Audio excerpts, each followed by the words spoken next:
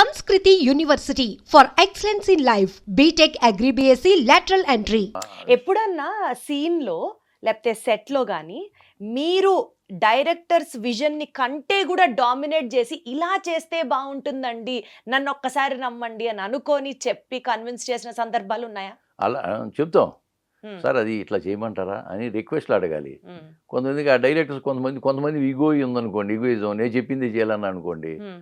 సాధారణంగా అనరు ఎవరును. ఎందుకంటే బాగా వస్తుందంటే కానీ ఏదో ఎవరికైనా ఒక సన్నివేశంలోనో, సినిమాలోనో మీ యాక్టింగ్ ఓవర్ షేడ్ అయిపోయిందంట గదా! మిగిలిన వాళ్ళెవ్వరిది కనపడలేదు. మీది మాత్రమే అసలు పవర్‌ఫుల్ అయిపోయింది. సో, మీకు వాళ్ళొచ్చి అట్లా ఏముండదమ్మా. చెప్పాల్సొస్తుంది. కొంచెం మెలో డౌన్ అవ్వండి అని చెప్పాల్సొచ్చిందంట. ఆ ఒకటి సందర్భం ఏంటో మాకు చెప్పండి. ఒకటేం లేదమ్మా. ఏమి లేదు. ఓ సీన్‌లో ఉందనుకోండి. ఆ సీన్‌లో ఏ విధంగా చేస్తే మనం ఎప్పుడంటే పక్క క్యారెక్టర్ కంటే మనమే బాగా చేయాలని ఒక దృక్పథం కావాలి. మెయిన్ అది కదా! హ్మ్. ఇప్పుడు పక్క క్యారెక్టర్లు ఉన్నాయి. పక్క క్యారెక్టర్ ఎవరికి ఉన్నప్పుడు వాళ్ళు బా చెయ్యాలి అనే ఎవరికాళ్ళే బాగా చేయాలి, డామినేట్ చేయాలి ఆ సీన్‌లో అనుకుంటుంటారు. నాది కూడా అంతే ఉంటది. నేను చేసే క్యారెక్టర్ అందరికంటే బాగోవాలనే ఉద్దేశంలో చేస్తా ఉంటాం. హ్మ్. అది చేసిన తర్వాత ఎవరి క్యారెక్టర్ హైలైట్ అవుద్దనేది మనం ఏం చెప్పలేము మరి. ఎప్పుడన్నా ఏ సినిమాలో జరిగింది చెప్పండి ఇది? ఎవరైనా వచ్చి ప్రతి సీన్‌లోను అదే ఉంటది.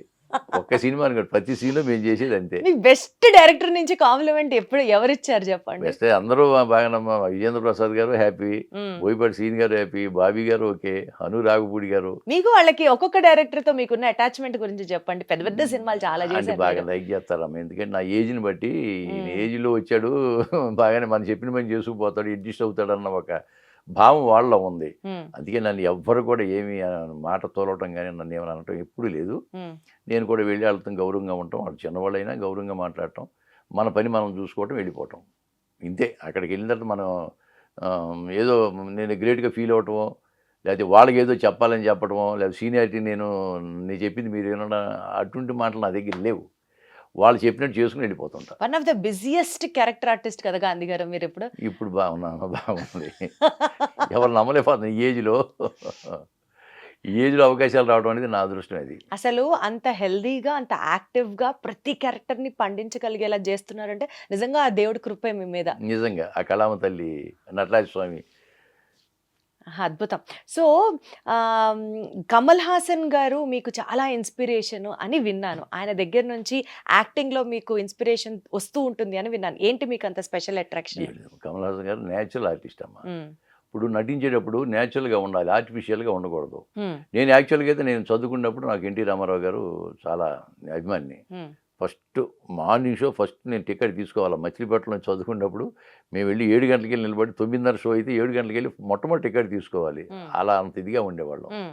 ఆ తర్వాత మళ్ళీ కృష్ణ గారు, తర్వాత ఇప్పుడు చిరంజీవి గారు, పవన్ కళ్యాణ్ ఇక వీళ్ళతో చేస్తున్నాం కాబట్టి ప్రతి హీరోని నాకు అభిమానులే. కమల్ హాసన్ గారేంటి నేచురల్‌గా చేస్తాడాయన. హ్మ్. కమల్ హాసన్ గారు చాలా నేచురల్ యాక్టింగు. మీరు ఆయనతో కలిసి ఎప్పుడన్నా చేశారా? లేదమ్మా కుదరల. అవకాశం లేదు. రాలేదు. చేసేద్దాం గాంధీ గారు. ఏ త్వరలో చేద్దాం చేసేద్దాం. ఓకే. పిలిస్తే చేయటానికేముంది మేమేం చేయొచ్చు. ఇప్పటిదాకా మీరు చేసిన క్యారెక్టర్స్‌లో బాగా కష్టపడింది ఏంటి గాంధీ గారు? అంటే కష్టం నా ఉద్దేశ్యం ఏంటంటే మీరు ఎక్కువ ప్రయత్నం చేసి, హోమ్ వర్క్ చేసి, ఒక 3, 4 సార్లు మీకు మీరుగా చూసుకొని, మామూలుగా అన్నీ మీకు జుజుబి. కానీ ప్రత్యేకంగా మీ వైపు నుంచి ఒక్కింత రవ మరి కాస్త కష్టపడి చేసిందేంటి? కష్టపడింది ఇది లేదమ్మా చెప్పాలంటే. నాకు చాలా ఇంట్రెస్ట్‌గా చేస్తాను కాబట్టి నాకేమీ కష్టం అనిపించట్లేదు. కానీ చిన్న చిన్న సినిమాలు బాగా ఎంకరేజ్ చేస్తున్నాను నన్ను బాగాను. హ్మ్. చిన్న సినిమాల్లో పెద్ద పెద్ద వేషాలు పడతాయి నాకు. హ్మ్. అదేంటంటే పెద్ద వేషాలేంటే ఒక ఆర్టిస్ట్‌గా వాళ్ళకి కూడా పేరు రావాలనే ఉద్దేశంలో నన్ను మామూలుగా సెలెక్ట్ చేసుకోవడం జరుగుతుంది. అవి బాగా చెయ్యాలి. ఆ చిన్న సినిమాలకి మనం అడ్వాంటేజ్ కావాలి అనేది ఒక ఏ దృక్పథం ఉండేది. సినిమాలు చేశారు? చిన్న సినిమాల్లో మీరు చాలా బాగా? ఇప్పుడు ఒక 25 ఉన్నాయమ్మా ఇప్పుడు సినిమాలు నేను చేసినవి. హ్మ్. 25 సినిమాలు రిలీజ్‌కున్నాయి. హ్మ్. రిలీజ్‌కి. రిలీజ్‌కి. హ్మ్. ఇప్పుడు రేపు 18వ తారీఖున 'వీడే మన వారసుడని' ఒక సినిమా చేశా నేను. హ్మ్. దాంట్లో హీరో ఫాదర్ క్యారెక్టరు. హ్మ్. హీరో, ప్రొడ్యూసరు, డైరెక్టరు, రచన, పాటలు పాడటం అన్నీ కూడా అతనే. హ్మ్. రమేష్ ఉప్పని హ్మ్. ఆయన రేపు 18వ తారీఖు రిలీజ్ అవుతుందది. హ్మ్. అతను చదువులేదు తాపీ మేస్త్రి. అబ్బా! తాపీ మేస్త్రి అమ్మ. హ్మ్. చాలా అద్భుతంగా పాటలు కూడా అద్భుతంగా రాస్తాడు. అతను అబ్బా! ఎంత భగవంతుడిచ్చిన వరం అతనికి. వరం. దాంట్లో మంచి క్యారెక్టర్ చేశాను. హ్మ్. చాలా మంచి క్యారెక్టర్ అది చేశాను. ఇప్పుడు రిలీజ్‌కి రెడీగా ఉంది. 'వీడే రిలీజ్ మన రేపు 18వ వారసుడు'. తారీఖు రిలీజ్ ఉందమ్మా. హ్మ్. అలాగే 'కలివి వనం' అని ఈ మధ్య జగిత్యాల అడవుల్లో చేశాము. హ్మ్. రాజ్ నరేందర్ గారు డైరెక్టర్ ఆయన. హ్మ్. దాంట్లో కూడా మెయిన్ క్యారెక్టర్ నాదే. హ్మ్. నాకు మనవరాలు వేసిన ఆవిడ నాగదుర్గ అని ఆ అమ్మాయి మనవరాలు. హ్మ్. చెప్పండి నేను హీరో ఆయమ్మ హీరోయిన్ కింద లెక్క ఈ వయసులో కూడా మీరు హీరోగా చేశారా? హీరో. అర్రర్రర్రర్ర. అన్నాడు ఆయన, నువ్వే హీరో అన్నాడు. అంటే ఆ. హీరో అంటే ఫైట్లు చేసేవాడు, డాన్సులు చేసేవాడు కాదమ్మా. ఆ. ఆ కథకి కథని ముందుండి నడిపించేవాడు. కరెక్ట్. మెయిన్ పాత్ర ఏదైతే అదే హీరో. ఏంటది ఆ సినిమా పేరు? కలివి వనం. కలివి వనం. అది కలివి. ఎప్పుడు రిలీజ్ అవుతుంది? అది నెక్స్ట్ మంత్ అంటున్నారు. ఓకే. అయిపోయింది, మొత్తం అంతా రెడీగా ఉంది, సెన్సార్కి వెళ్తుంది. అదొకటి మంచి సినిమా ఈ మధ్యకాలంలో చేసింది. ఇంకా చాలా ఉన్నాయి మా సినిమాలు రిలీజ్ చాలా ఉన్నాయి. 25 సినిమాలు రిలీజ్ కి రెడీగా ఉన్నాయి. బాలకృష్ణ గారితో, పవన్ కళ్యాణ్ గారితో సినిమాలు చేస్తున్నారు. ఇంకేం కావాలండి లైఫ్ లో మీకు?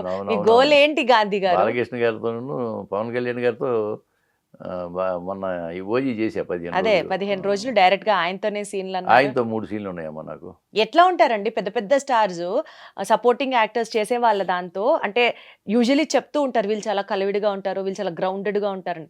కానీ స్క్రీన్ మీద వాళ్ళని చూస్తే చాలా గంభీరంగా, హీరోయిక్ గా, అమ్మో ఇంత పెద్ద హీరోనా. పాత్ర స్వభావం అది. కానీ ఇక్కడికి వచ్చినప్పుడు మామూలుగా అంతతో మాట్లాడతారమ్మా, అదేమి కాదు. కానీ ఇప్పుడు నా ఉద్దేశం నేనేమో అక్కడికి వెళ్ళిన తర్వాత వాళ్ళని డిస్టర్బ్ చేయడం నాకు ఇష్టం ఉండదు. ఎందుకంటే వాళ్ళు దాని మీద కాన్సన్ట్రేషన్ పెడతారు కదా. వచ్చినప్పుడు ఆ సీన్ ఎలా చేయలేమిటి, వాళ్ళు కూడా అదే ఆలోచన ఉంటుంది కదా. ఇంకా పవన్ కళ్యాణ్ గారు అయితే రాజకీయాలు హడావిడి ఉంటుంది కదా. ఆ సీన్ ఏదో చేయటం పక్కకు జరగటం అంతే. ఆయన షార్ట్ అయిపోగానే వెళ్ళి అక్కడ కూర్చుని ఏదో బుక్స్ చదువుతూ ఉంటాడు.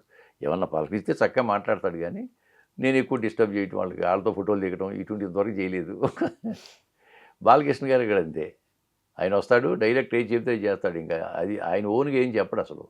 డైరెక్టర్ గారు ఏం చెప్తే అది చేసుకుని పక్క జరుగుతాడు అంతే ఆయన. సో ఇలాంటి పెద్ద పెద్ద స్టార్స్ నుంచి మాలాంటి వాళ్ళు, నెక్స్ట్ జనరేషన్ వాళ్ళు నేర్చుకోవాల్సిన అంశాలు ఏముంటాయండి? Discipline, time punctuality, discipline. 9కి షూటింగ్ స్టార్ట్ అంటే 9కి వచ్చేసి రెడీ అయిపోయి మేకప్ తో ఉంటారా? చిరంజీవి గారు చేశాను, 6 సినిమాలు చేశాను. చిరంజీవి గారు సెట్కి వచ్చాయంటే రాగానే ఆయన యాక్టివిటీ ఏంటి నేను గమనిస్తూ ఉంటా. వస్తాడు, క్యారవాన్లోకి వెళ్తారు, వెళ్ళగానే అసిస్టెంట్ డైరెక్టర్ సీన్ తీసుకెళ్తాడు. ఆయన మేకప్ సీన్ చదువుకుంటా ఉంటాడు. చదువుకుని కిందకు వచ్చి ఒకసారి 2 సార్లు చూసుకుని చేసేస్తుంటాడు.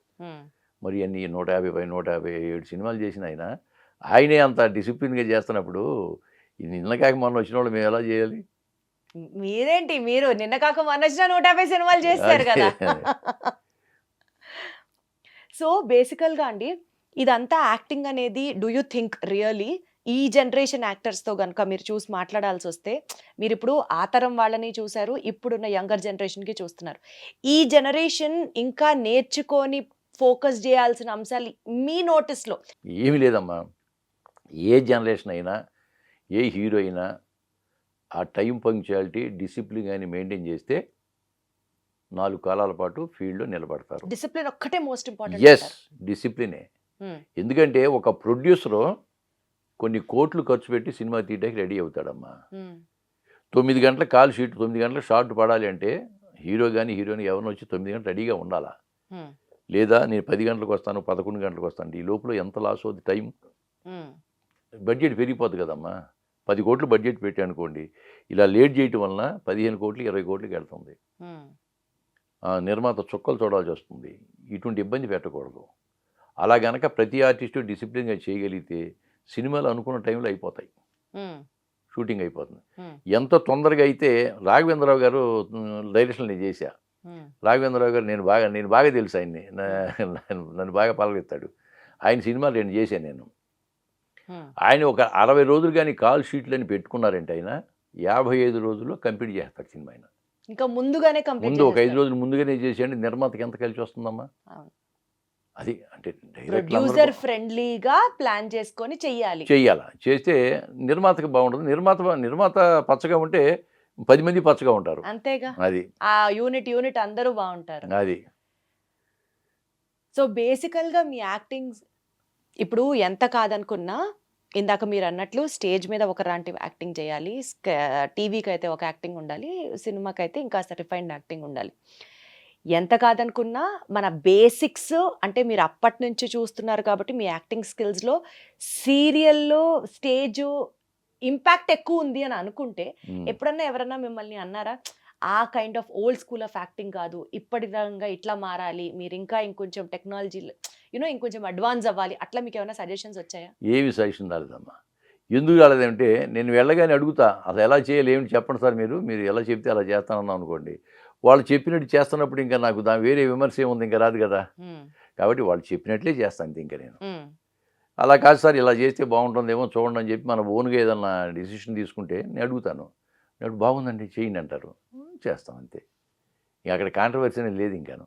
సో అసలు నో పాయింట్ ఆఫ్ కాంట్రవర్సీ. అదేలేండి, అసలు చాలా క్లీన్ స్లేట్ ఉన్నటువంటి అసలు యాక్టర్ మీరు. అసలు అసలు no controversy, no back talks, అంతే. No no remarks at all. Time కూడా చాలా పర్ఫెక్ట్ టైం అన్నది మెయింటెనెన్స్ ఇంతవరకు. ఇంతవరకు ఈ డ్రామాల్లో కానీ సీరియల్లో కానీ సినిమాలో చేసినప్పుడు 8 గంటలకు ఉండమంటే 7:30కి నేను రెడీగా ఉంటాను అంతే. ఏనాడు మిస్ అవ్వాల నేను. టైం అనేది ఏనాడు మిస్ కాను. మరి ట్రావెల్ చేయాల్సి వస్తుంది, ఓవర్ నైట్స్ అది ముందే మనం షూట్ చేయాల్సి వస్తుంది. మీకు ఎలా వస్తుంది గాంధీ గారు అంత శక్తి? అట్లాగేంటమ్మా మరి, అది దాని మీద ఇంట్రెస్ట్, అదే ఫ్యాషన్ మనకి. ఆ, ఇప్పుడు నటనే మనకి దైవం. అటున్నప్పుడు మనం 12 గంటలు రమ్మన్నా అనుకోండి, 11 గంటలకి రెడీ అయ్యి కూర్చుంటే ఏమవుతుంది? ఎందుకు లేట్ చేయాలన్నా? ఎందుకు లేట్ చేయాలి? చేసేది ఏముండదు, ఇంట్లో కూర్చొని చేసేది ఏముందో అక్కడే కూర్చుంటాం. ఇప్పుడు నాకేదో రైల్వే స్టేషన్ రైలుకి వెళ్ళాలనుకోండి, 10 గంటల రైలు అంటే నేను 9 గంటలకు వెళ్ళి కూర్చుంటా. ఎందుకు ఇంట్లో కూర్చొని ఏం చేస్తాము? అందుకే టైం భలే పంక్చువాలిటీ. చెప్తున్నారు తెలుసా మీరు అసలు. అంతేనమ్మా, నిజంగా ఈరోజు పిల్లలు కూడా అదే చెప్తా నేను. మా మనవరాళ్ళు కానీ వాళ్ళకి కానీ అదే చెప్తా. టైం అంటే ముందు 15 గంట ముందు ఉండాలమ్మా. టైం పంక్చువాలిటీ మెయింటైన్ చేసిన వాళ్ళకి జీవితంలో డిసిప్లిన్ అనేది వస్తుంది. అది నా అభిప్రాయం.